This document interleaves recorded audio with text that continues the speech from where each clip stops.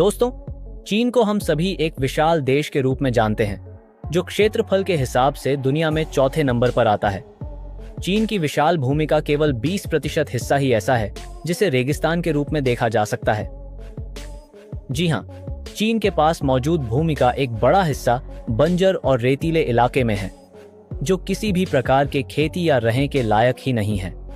लेकिन आने वाले समय में ये आंकड़े और भी चिंताजनक हो सकते हैं। दरअसल चीन के इस 80% बचे इलाके में से भी लगभग 18% हिस्सा धीरे धीरे रेगिस्तान में बदलता जा रहा है। अब आप सोच रहे होंगे कि इतनी बड़ी संख्या में रेगिस्तान फैलने से चीन में क्या प्रभाव पड़ेगा।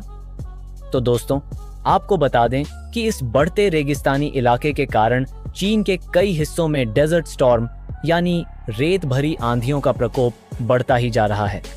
और ये समस्या सिर्फ चीन तक सीमित नहीं है, बल्कि दुनिया के कई देशों में इसी प्रकार रेगिस्तान का विस्तार तेजी से हो रहा है। चाहे वो अफ्रीका का सहारा हो, अमेरिका का मोजावे या फिर ऑस्ट्रेलिया और सऊदी अरब के अनगिनत रेगिस्तान। भारत में भी थार का रेगिस्तान धीरे धीरे अपने पांव पसार रहा है, लेकिन यहाँ अरावली पर्वत श्रृंखला और सुंदरवन जैसे विशाल जंगल इसे रोकने में सहायक रहे हैं। अगर ये प्राकृतिक अवरोध न होते तो थार शायद आज भारत की 1/3 भूमि को अपनी गिरफ्त में ले चुका होता। दोस्तों, उन देशों में एक बात समान रूप से देखी गई है जहां पर रेगिस्तान तेजी से फैल रहे हैं।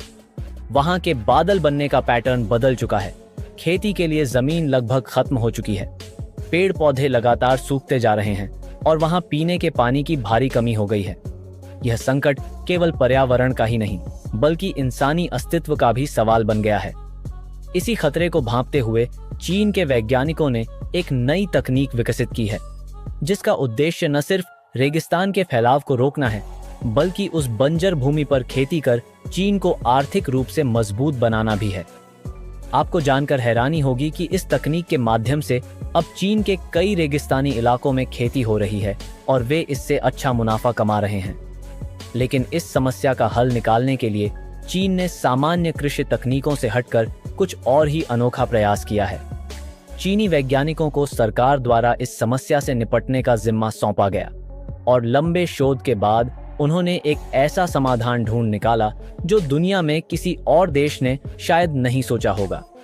इस बार चीन ने कुछ ऐसे रोबोट्स विकसित किए हैं जो रेगिस्तानी भूमि में भी फसलें उगाने का काम कर सकते हैं। इन रोबोट्स की मदद से चीन का बंजर इलाका धीरे धीरे उपजाऊ बनता जा रहा है। ये रोबोट्स खास तौर पर इस तरह डिजाइन किए गए हैं कि ये जमीन के अंदर नमी और पोषक तत्वों को संचित करते हैं और रेत को मिट्टी में बदलने की प्रक्रिया को तेज करते हैं। इनकी मदद से बंजर जमीन पर धीरे धीरे हरे भरे खेत उगाए जा रहे हैं, जिससे चीन को कृषि के क्षेत्र में नई ऊंचाइयां मिल रही हैं।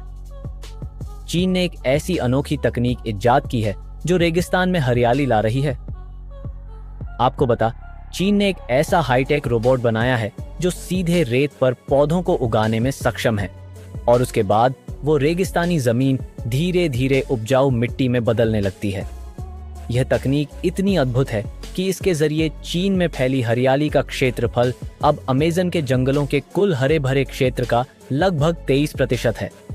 इस प्रोजेक्ट का हीरो है जुमांग 301, जिसे सैंड स्वालो बीस्ट यानी कि रेत को निगलने वाला बीस्ट भी कहा जा रहा है। जुमांग 301 कोई साधारण रोबोट नहीं है। यह एक विशालकाय रोबोटिक डिवाइस है जिसे चीन के वैज्ञानिकों ने विशेष रूप से रेगिस्तान को हरियाली में बदलने के लिए बनाया है। इस अद्भुत मशीन में ऐसे हाईटेक फंक्शंस फिट किए गए हैं जिनके बारे में सुनकर आपके होश उड़ जाएंगे। सबसे पहले यह रोबोट ऑटोमेटिक सीडिंग करता है, यानी कि बीजों को जमीन में अपने आप बोने का काम करता है। इसका मतलब है कि इसे चलाने के लिए किसी इंसानी मदद की जरूरत नहीं होती। एक बार इसको रेगिस्तानी इलाके में छोड़ दिया जाए तो यह बिना रुके अपना काम जारी रखता है।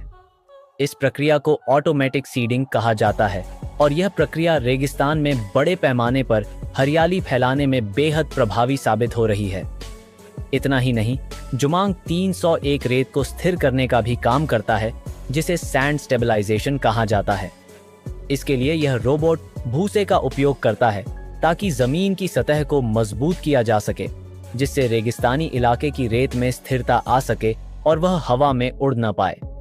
इससे सबसे बड़ा फायदा यह होता है कि जब रेत एक बार सेट हो जाती है तो हवा में रेत के कण उड़ने की संभावना कम हो जाती है और तूफानों के दौरान रेत का फैलाव कम हो जाता है। इसके बाद जुमांग 301 एक और बेहद खास काम करता है जिसे सैंड ग्रिड पेयरिंग कहा जाता है। यह तकनीक रेत पर छोटे छोटे चौकोर ग्रिड्स बनाने का काम करती है। रेगिस्तान में ऐसा करना बेहद जरूरी होता है क्योंकि वहां की तेज हवा रेत को अपने साथ उड़ाकर दूर दूर तक ले जाती है। सैंड ग्रिड पेयरिंग की मदद से यह रोबोट तेज आंधियों के दौरान भी रेत को बांध कर रखता है।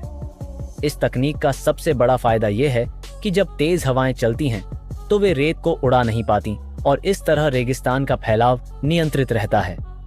आपको यह जानकर हैरानी होगी कि रेगिस्तानी इलाकों में जब तेज आंधियां चलती हैं तो रेत के कण हवा के साथ काफी लंबी दूरी तय करते हैं। कई बार ये कण रेगिस्तानी इलाकों से निकलकर दूर दूर के उपजाऊ क्षेत्रों तक पहुंच जाते हैं और वहां की उपजाऊ मिट्टी को खराब कर देते हैं।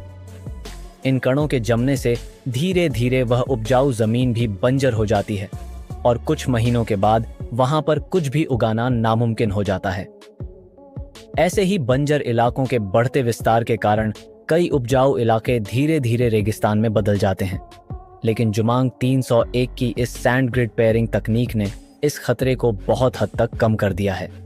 जुमांग 301 सिर्फ इतना ही नहीं करता, यह रियल टाइम में डेटा भी इकट्ठा करता है, जैसे वातावरण में नमी की मात्रा, सूखापन, हवा की गति इत्यादि। ये सभी डेटा एकत्र करके यह रोबोट अपने काम को एआई की मदद से खुद ब खुद अंजाम देता है। दोस्तों, आज के दौर में हम अपना ज्यादातर काम आर्टिफिशियल इंटेलिजेंस यानी एआई से करवा रहे हैं और इससे दो बड़े फायदे होते हैं। पहला कि काम पूरी तरह से सटीक और कम समय में हो जाता है और दूसरा यह कि इंसान पर निर्भरता कम हो जाती है। जब चीन के वैज्ञानिकों ने जुमांग 301 को तैयार किया तो उन्होंने इसे एआई से पूरी तरह सुसज्जित रखा, जिससे यह अपने फैसले खुद लेने में सक्षम हो गया है। अगर ये काम मैन्युअली किए जाते तो न केवल ये मुश्किल होते बल्कि इनकी सफलता दर भी कम होती। जुमांग 301 की खासियतों की बात करें तो यह रोबोट एक दिन में 260 एकड़ जमीन पर ऑटोमेटिक सीडिंग कर सकता है। सोचिए, 260 एकड़ क्षेत्र में केवल एक दिन में पौधे लगाना कोई आम बात नहीं है। यह हर मौसम में काम करता है, चाहे सर्दी हो या गर्मी, रेगिस्तान की ऊबड़ खाबड़ जमीन हो या बारिश का मौसम। यह हर परिस्थिति में पूरी तत्परता के साथ अपना कार्य करता है। इतना ही नहीं, यह जो भी बीज बोता है वह उसे रियल टाइम डेटा कलेक्शन के आधार पर बोता है, जिससे बीजों के उगने की संभावना भी काफी बढ़ जाती है। अब आइए बात करते हैं इस अद्भुत मशीन के पहले मिशन की। चीन ने इस बीस्ट को सबसे पहले कुबुकी डेजर्ट में उतारा, जो कि मंगोलिया के बॉर्डर के पास चीन के सबसे बड़े रेगिस्तानों में से एक है। फरवरी 2024 में चीन ने इसे यहां पर काम करने के लिए लगाया था। जैसे जैसे चीन को इस प्रोजेक्ट में सफलता मिलती गई, उन्होंने इसे दूसरे रेगिस्तानों में भी तैनात करना शुरू कर दिया। आज यह मशीन तकलामकन, बदनजर, गुरबत, सिंगिंग सैंड ड्यून और टैंगर डेजर्ट जैसे विशाल रेगिस्तानी इलाकों में भी सक्रिय है और रेत की बंजर भूमि को हरियाली में बदलने का काम कर रही है। लेकिन दोस्तों, यह तो चीन है और यह हम सभी जानते हैं कि चीन अपने प्रोजेक्ट्स को दुनिया से छुपा कर रखने में माहिर है। वे नहीं चाहते कि उनके वैज्ञानिक अनुसंधान या तकनीकें दुनिया के दूसरे देशों तक पहुंचे। चीन इस बात का पूरा ध्यान रखता है कि उनके इस अनोखे प्रोजेक्ट्स की विस्तृत जानकारी किसी और देश तक न पहुंचे, क्योंकि अगर उनकी तकनीकों का राज खुल गया तो बाकी देश भी इस दौड़ में शामिल हो जाएंगे। यही कारण है कि इस रोबोट के बारे में आज भी सीमित जानकारी ही दुनिया के सामने आ पाई है। सोचिए, अगर चीन इसी तरह से अपने रेगिस्तानी इलाकों को हरे भरे खेतों में बदलता रहा तो वह दिन दूर नहीं जब दुनिया सच में मानेगी कि चीन कबाड़ से सोना बनाने की कहावत को हकीकत में बदल सकता है। चीन के वैज्ञानिक इसी तरह कई अद्वितीय परियोजनाओं पर काम कर रहे हैं, जिन्हें उन्होंने दुनिया से छुपा कर रखा है और आने वाले समय में इन्हें लॉन्च करके विज्ञान की दुनिया में क्रांति ला रहे हैं। तो दोस्तों, चीन के इस कमाल के प्रोजेक्ट पर आपकी क्या राय है? क्या आपको लगता है कि इस तरह की टेक्नोलॉजी से दुनिया भर में लोगों की मदद करनी चाहिए ताकि वहां भी हरा भरा रहे और लोगों की जिंदगी में खुशियां ही खुशियां हों, लोग स्वस्थ जीवन जी सके? अपनी राय नीचे कमेंट में जरूर बताएं। वीडियो को लाइक करें, शेयर करें और इस चैनल को सब्सक्राइब करें ताकि आप ऐसी और भी दिलचस्प जानकारियों से अपडेट रहें। धन्यवाद।